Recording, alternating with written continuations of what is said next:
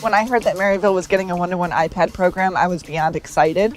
I think that this is right in line with where higher education is at the moment, and I actually think we were before the curve a little bit, which was exciting to think about as a professor, how I can use a device to engage my students in different ways. That students need a new paradigm and a new model of learning and education. Trying to educate people like one size fits all in a warehouse doesn't work anymore. And really, that's been the great tragedy of education. So many people fall through the cracks because the way they're being taught doesn't fit with their learning styles. This idea that we can promote equity for students in their learning is unmatched. It closes the gap. If one person's taking an exam on an iPad and they have 15 minutes, well, that's fine, because everyone is taking their exam on the iPad and they all have 15 minutes. So the actual classroom itself looks completely different than it did 5 years ago. The iPad specifically gives engagement opportunity, which is what they should be doing with that time. I can use specific apps on the device to get students across the classroom to collaborate. What's also nice about having it on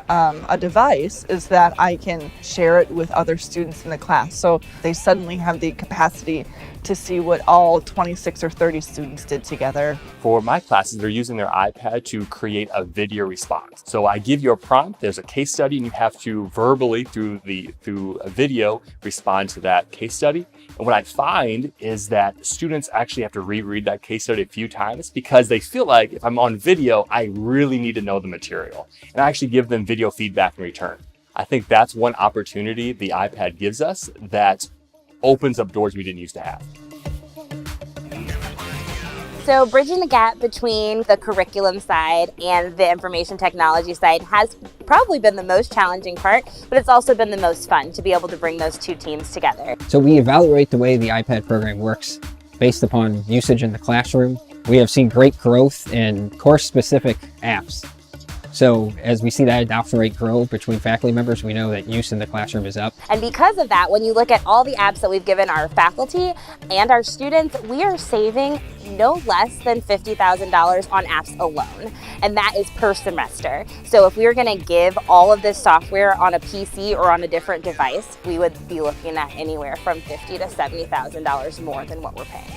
If you are managing Apple devices without Jamf, you're doing a lot.